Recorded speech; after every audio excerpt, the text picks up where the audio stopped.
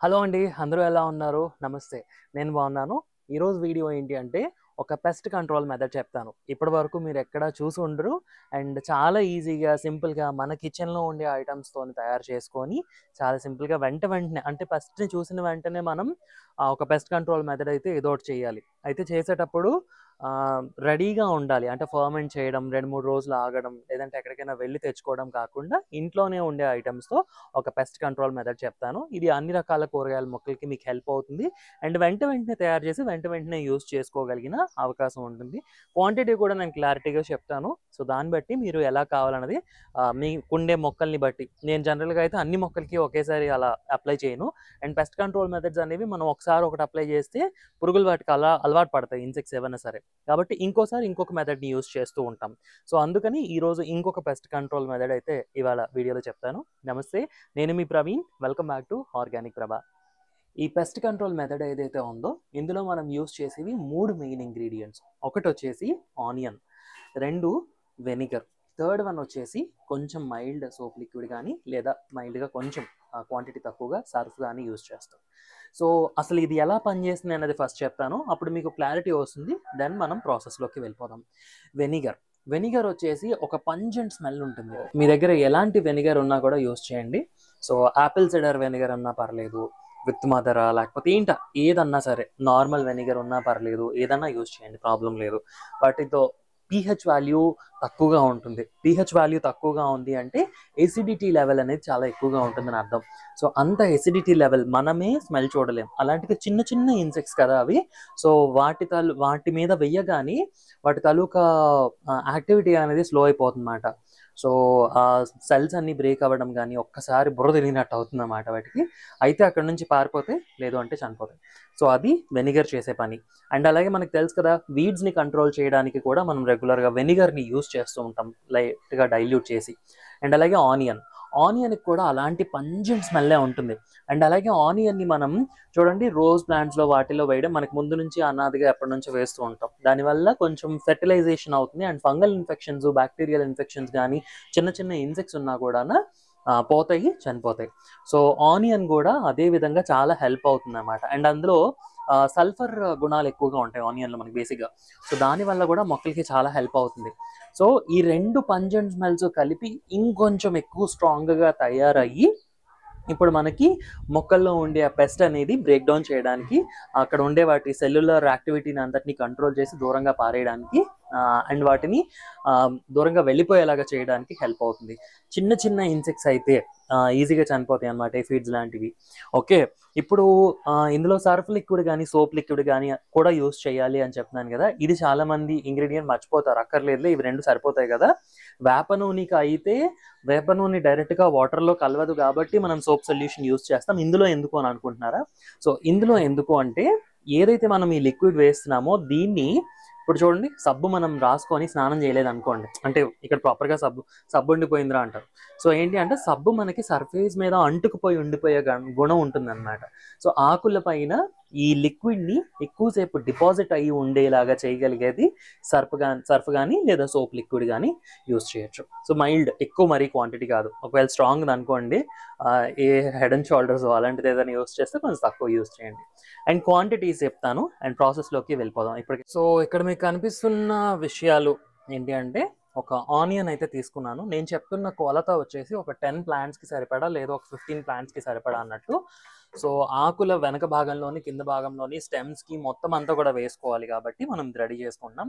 ఈ మాత్రం సరిపోతుంది. ఒక ఆనియన్ తీసుకున్నాను నేను. ఈ మాత్రం ఈ సైజులో ఉండే ఆనియన్ తీసుకొని మిక్సీ చేసేసాను. చాప్ చేసేసి, కట్ చేసేసి లిక్విడ్ లాగా చేసేసుకున్నాము. ఇంకా ముద్దగా కూడా చేసుకోవచ్చు. ఇందులో ఇప్పుడు కొంచెం వాటర్ యాడ్ చేస్తున్నాను నేను. ఓకే. సో, ఇది ఇన్‌స్టంట్‌గా మనం తయారు చేసుకొని యూజ్ చేసుకోగలిగిన లిక్విడ్ పెస్ట్ కంట్రోల్ మెథడ్ అన్నమాట. సో, కలుపుకున్నాం కదా. సో, మీరు ఒక టీ స్ట్రెయినర్ కానీ, లేదా క్లాత్ కానీ యూజ్ చేసి దానిని స్ట్రెయిన్ చేసుకోవాల్సి ఉంటుందన్నమాట. సో, నేను ఇదిగోండి ఒక క్లాత్ అయితే తీసుకుంటున్నాను.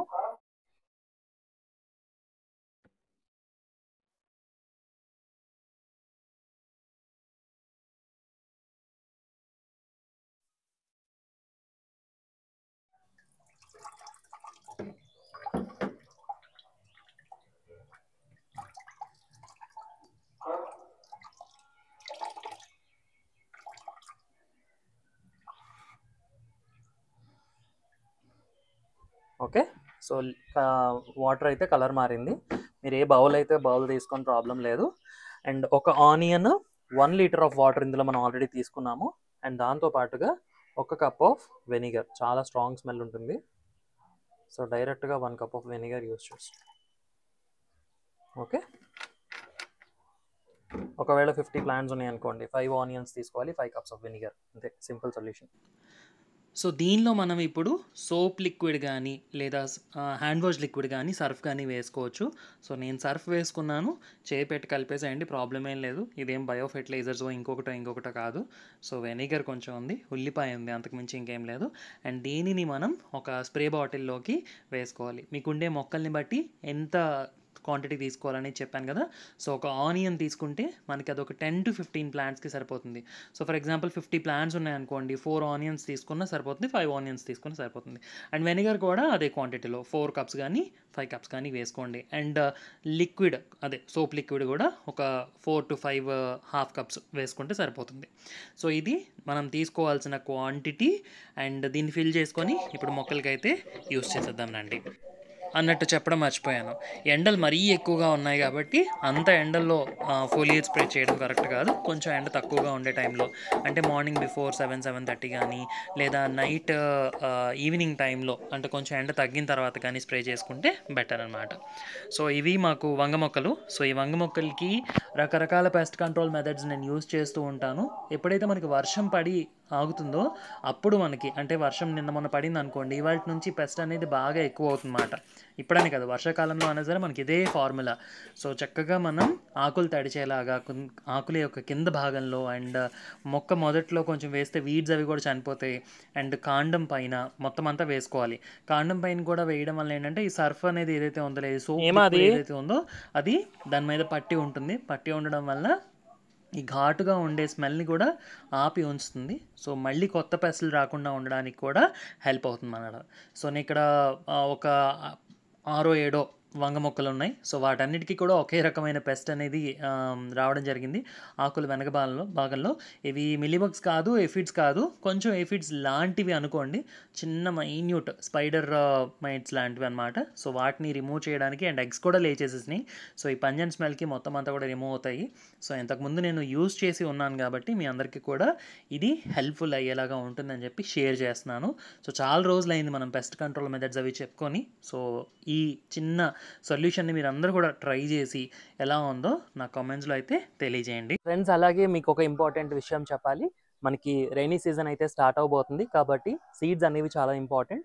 సీడ్స్ అనేవి ఒక ట్రస్టెడ్ రిసోర్స్ నుంచి వస్తే ఇంకా హ్యాపీగా ఉంటుంది. ఇవాళ రేపు ఆన్లైన్లో ప్రతిదాన్ని నమ్మలేము కాబట్టి నేను సీడ్స్ ఇంట్రడ్యూస్ చేసిన తర్వాత చాలామంది తీసుకొని రివ్యూస్ ఇస్తున్నప్పుడు చాలా హ్యాపీగా అనిపించింది అనమాట.